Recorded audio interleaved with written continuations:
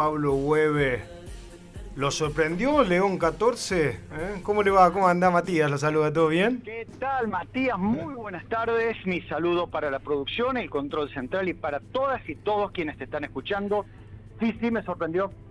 Me sorprendió, pero indudablemente tuvo que ver con que embarraron la cancha. Habíamos charlado con ustedes de los números impares. Habíamos charlado con ustedes de que en la primera votación no iba a haber papa. ¿Por qué? Se muestran las cartas. A ver, cuántos candidatos hay y cuántos votos tiene cada uno. La segunda votación, que era la primera de hoy jueves, iba a ser para mostrar los alineamientos. Pero, les soy honesto, mi pálpito era que esto se resolvía en la tercera votación, es decir, hoy al mediodía. ¿Cuál es la cuestión? Indudablemente, los conservadores, aliados con algunos reformistas, bloquearon a quien era el Papa puesto. Que, por una cuestión de respeto, yo no lo hablé con ustedes, no de nombres, me pareció una falta de respeto absoluta lo de los medios hegemónicos de Argentina y del mundo, que empezaron a tirar, a hacer apuestas.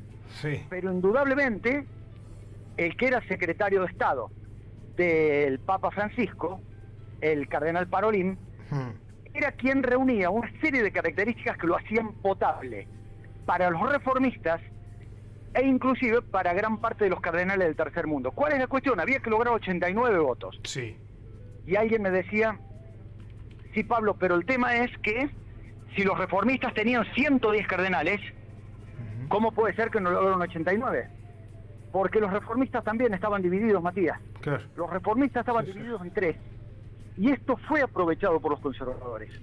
Los conservadores deliberadamente empezaron a provocar la caída y se veía que iban a buscar la caída uno por uno de los reformistas.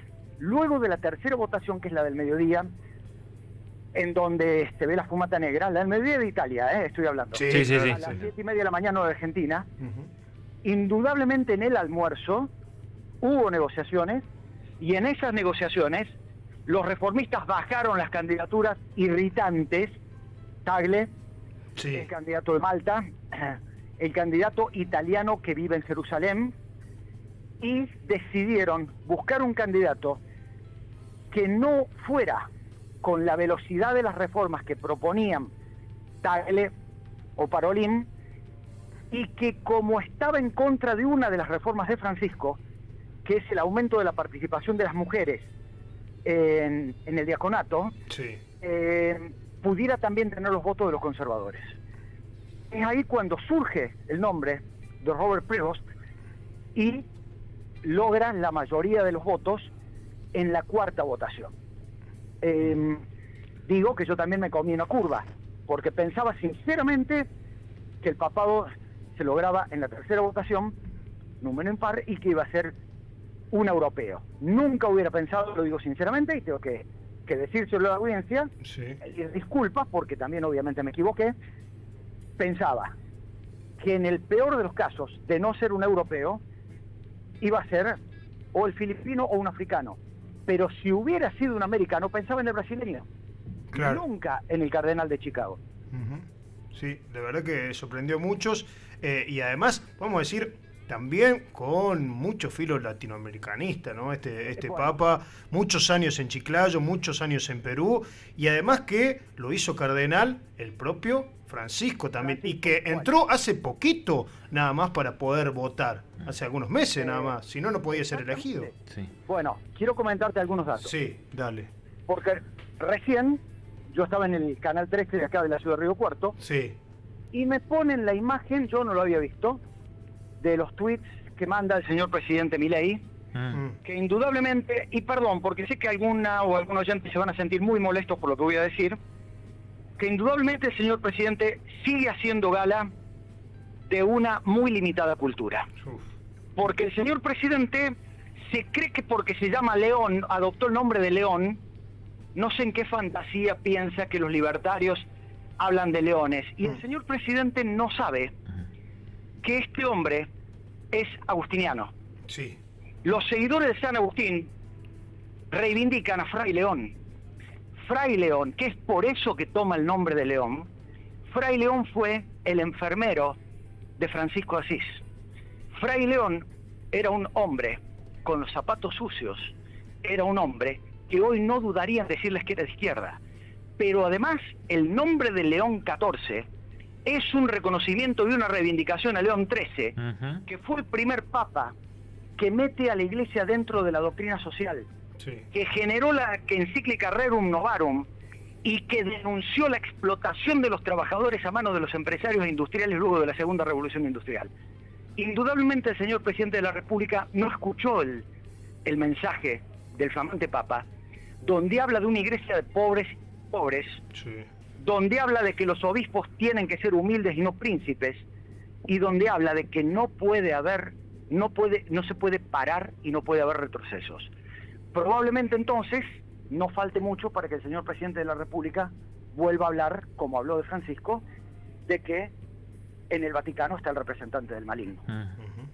Sí, está clarísimo. Sí, yo pensaba cuando vi el tuit del presidente que él lo reivindicó por lo de León, pero parece, al menos a priori, que el Papa es un león de otra manada, no de la manada que le gustaría. Bueno, fíjense ustedes que mientras Donald Trump, sorprendente y llamativamente, hace un tuit con alto nivel y un enorme respeto protocolar, nuestro señor presidente manda un mensaje de salutación diciendo: pedimos que usted defienda la propiedad privada.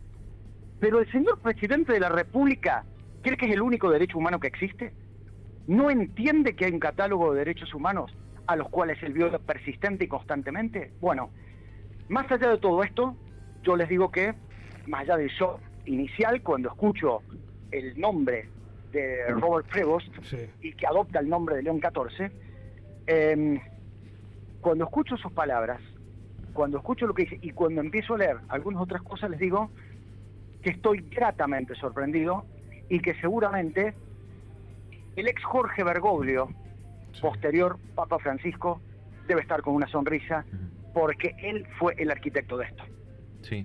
Sí, también leía, para hablar de algunas de las menciones de los cargos a los cuales nos nombró Francisco, que él estaba encargado, no recuerdo ahora cómo es justamente el nombre de la denominación, de nombrar o de administrar los nombramientos de los obispos, cardenales, obispos y demás. O sea, ese era su rol. Bueno, ¿qué rol? Podemos decir, bueno, es que precisamente si podemos hablar de que dentro de la Iglesia hay una muy fina y muy aguda estructura de arquitectura política, les puedo asegurar que el mentor de todo eso fue el Papa Francisco, el Papa que más cardenales nombró, e indudablemente se apoyó en dos personas.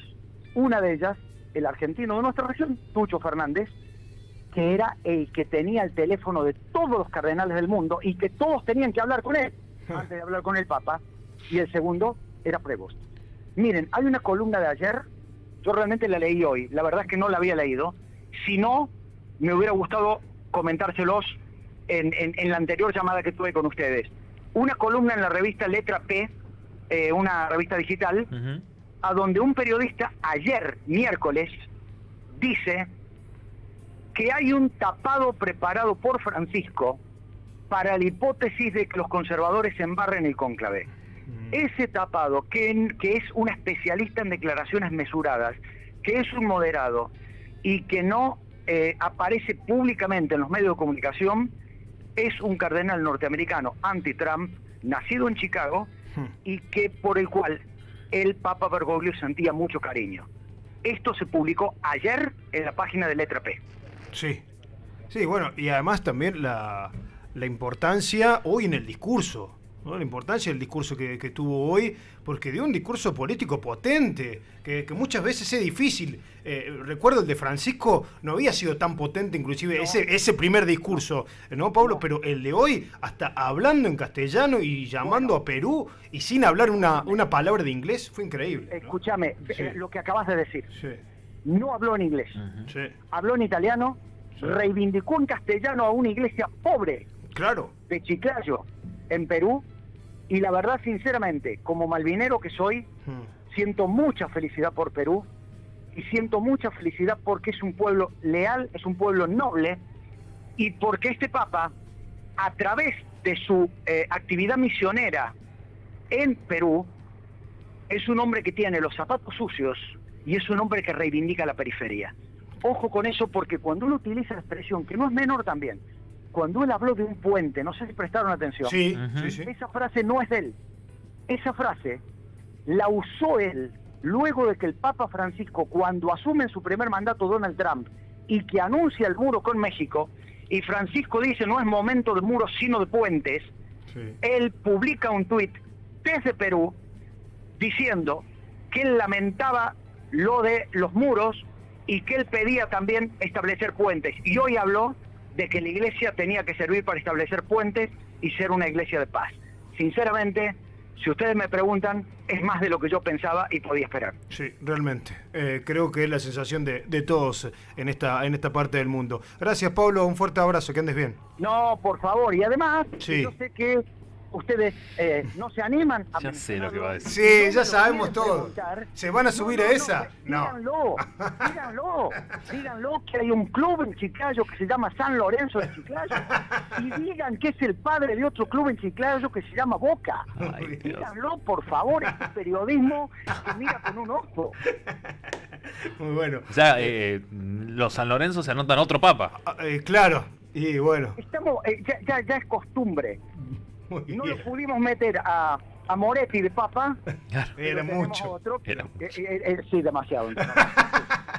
Abrazo grande. Chao, Pablo, abrazo. Pablo Bueve, como siempre, charlando con Volver a Casa, con la radio de la UNI, este docente universitario que nos hace habitualmente un pantallazo de lo que pasa en la política internacional, ahora hablando exclusivamente del cónclave, tanto el día martes, anticipándonos muchas cosas y analizando.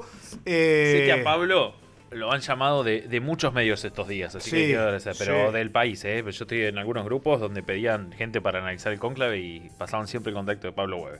Sí, la verdad que ha sido muy, muy claro y bueno, ahora habrá que verlo caminar a León 14, ¿no? Y veremos lo que pasará y cómo lo recibirá los católicos, las católicas y también qué injerencia va a tener de lo político a nivel mundial. Sí, seguramente será clave ver cuáles son los primeros movimientos de su papado y demás, pero bueno. Hoy dio indicios. Además lo nombró Francisco. No, y el primer indicio, dijo mira, todo, yo les cuento una particularidad. Dijo todo más que Alberto Fernández. Hoy yo estaba con Gonz, estábamos en Haciendo Sociales cuando fue lo de la fumata blanca. Sí.